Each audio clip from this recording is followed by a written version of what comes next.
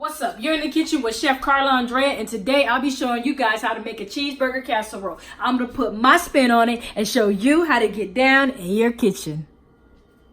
So cameraman, let's bring it in. Let's talk about my favorite part, the mise en place, the ingredients. I have some tomato paste in this beautiful little bowl. I have 1.5 tablespoons of onion powder and garlic powder. I have 1 teaspoon of sea salt and 1 teaspoon of black pepper. I have some lettuce. I have center cut bacon, 1 pack. I have 1 large onion.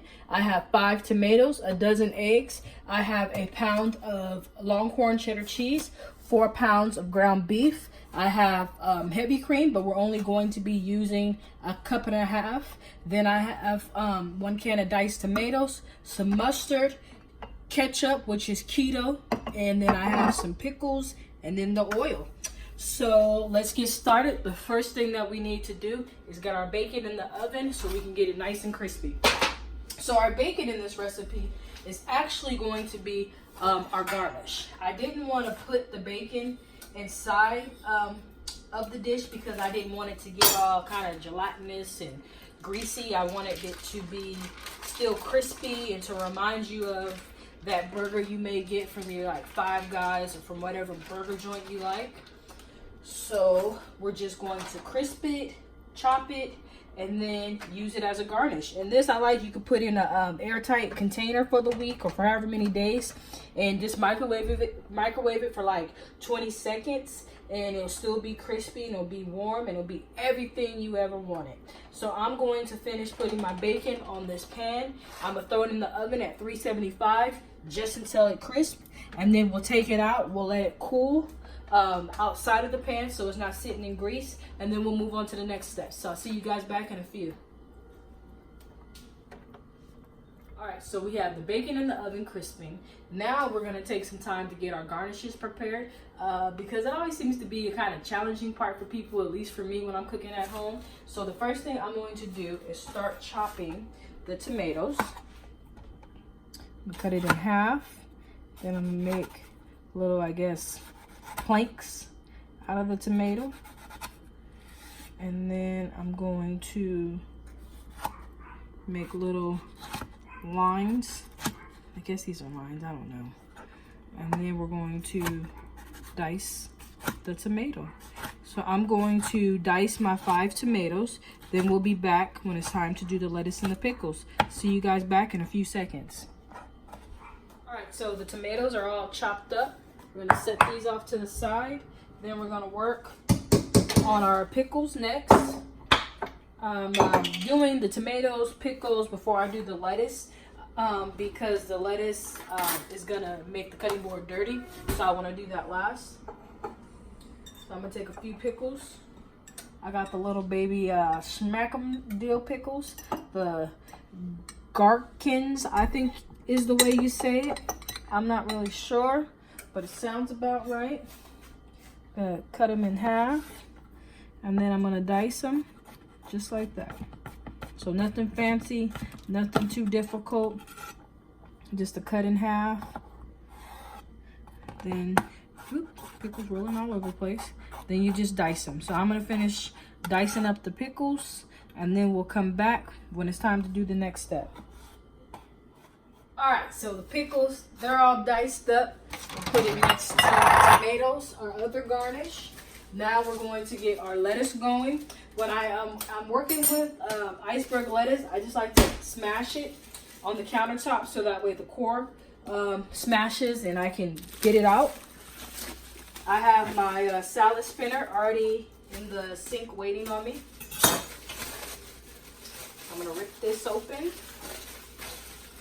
And I'm going to take off the first outer leaf. Okay, inspect it. I'm going to cut off this base right here. Pull out the core because we smashed it. It was so easy. Just take it and make small little shreds into the lettuce. Just like this. Remember, I'm moving slow. I'm keeping my fingers out the way. I have a firm grip on the knife. And I'm focusing so that way I don't nip my finger or anything like that. So when you're doing this, take your time. That's why I like to do the garnishes in this recipe first, so that way I can focus. So I'm going to finish chopping up the lettuce. So much, and I know you guys have done so much too. We've chopped the tomatoes, we've chopped the pickles, we shredded our lettuce. While all that was going on, we had our bacon. Our bacon cooked at 375 for about 20 minutes. I took it out of the pan so that way it didn't sit in grease and get all slimy and greasy. And start sauteing onions and our ground beef. So I'm going to put our pan on medium, and we are going to dice our onion. All right. So we're going to dice our onion like we always do. Firm hand, fingers out the way, firm grip on the knife. I'm gonna come through and make slits with the knife first. All right, then I'm gonna turn it around and just make lines. Fingers out the way. Then I'm going to come through and chop it for about a small dice. And that's it. I'm going to finish chopping the onion, and I'll see you guys when we're finished. All right, so we have our diced onions. We're going to put a little oil in the pan, like so. Then we are going to add in our diced onions that we cut.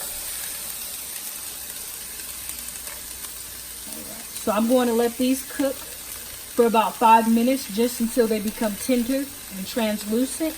And then we're going to add in our ground beef. So I'll see you guys back in 5 minutes. Our translucent, I'm going to hit it with just a pinch of pepper and a pinch of salt so we can layer every flavor. Stir it all in together. Now I'm going to get the beef that I have, 4 pounds total, and I'm going to throw the beef in.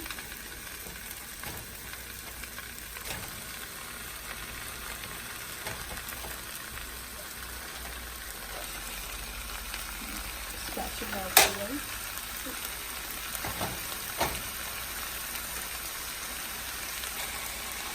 All right. So now I'm going to work the beef. I'm going to smash it all together, cook it until it's brown. We're going to season it. So I'll be right back. It's going to take about 12 minutes for this step, but I'm going to come back as soon as I get my hands washed and I get ready to mash the meat. So all I've been doing is just sitting here breaking down the meat, mashing it in the pan. I'm going to let it sit for a few minutes so that way I can get a little color. And I can keep mashing, breaking it down, separating it. So I'm going to do this for about 12 minutes. Then we'll come back when it's time to drain and season and start flavoring up our meat, so that way we can get it in the oven. See you guys back in a second. Alright, so the ground beef is finished. I'm going to move it over to the sink so I can strain it. Cut my eye off so I don't burn myself. Alright, and this right here was 4 pounds of Kobe style beef that we use for this recipe. I love Kobe beef. It's very tender, very flavorful, very good. Alright, so I'm going to set this right here. I'm going to let this sit and drain for a few minutes, get all the fat, grease, oil, residual water off of it. In the meantime, we're going to start cracking our eggs. So let's get our bowl. We're going to be using a dozen eggs for this recipe. The eggs are acting as a binder because it's just loose ground meat that we put in here. All right, so the meat has drained. We have cracked 12 eggs. Now I'm going to add in 1.5 cups of heavy cream. All right, going to add in, there we go. All right, so we got all that add in. Now, we're kind of jumping back and forth because I feel like we're that skilled and we can do that. So now we're going to move over to the meat. I'm going to take 2 tablespoons of mustard. Nice heaping tablespoons. There we go. Okay. Then I'm going to take 2 tablespoons of ketchup. Because remember, this is a cheeseburger casserole. Alright. You don't want to leave nothing behind. Then I'm going to take a tablespoon of tomato paste. Dump that in there. Gonna add in 1 can of diced tomatoes. We're gonna mix these ingredients in first before we continue.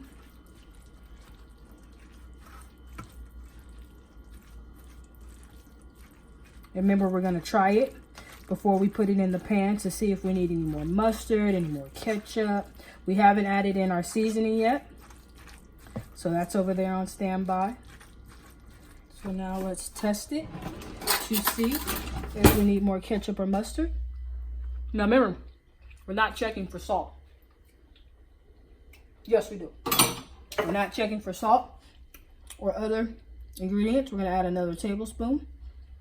And we're going to add another tablespoon. All right. We're going to add in our seasoning mix that we did, that we've been holding on to. The reason why I didn't add it in when we were cooking the meat, because I don't want to lose it when I go to strain the meat. I'm going to take some of that cheese from our pound and we're going to add it in. Now remember, we still need cheese for the top, so we're just literally going to take a nice handful and a half. Bam. Throw that in there. I'm going to mix this up.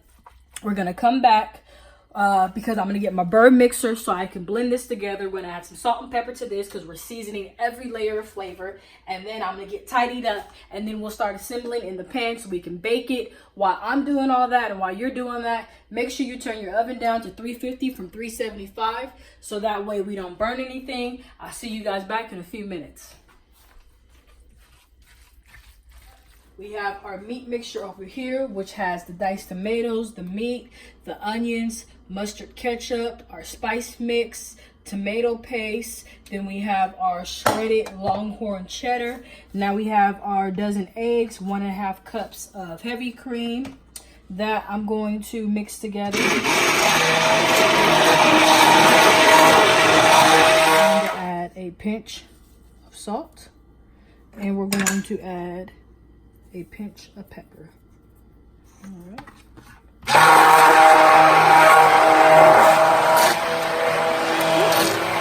All right, done with that. We're going to take our meat mixture and put it into the dish. This is our cooked ground beef. It smells so good. It smells just like a hamburger. That's crazy. Get it all in here. Doing this backwards, so bear with me. All right, move everything out. All right.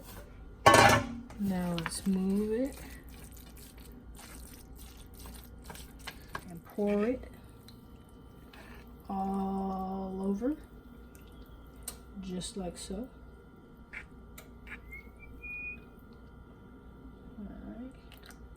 Stop for 1 second. Move it around.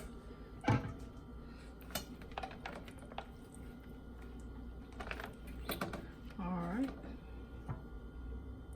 I'm going to finish this up. And then we're going to come back at the cheese. All right, so I got all the eggs in.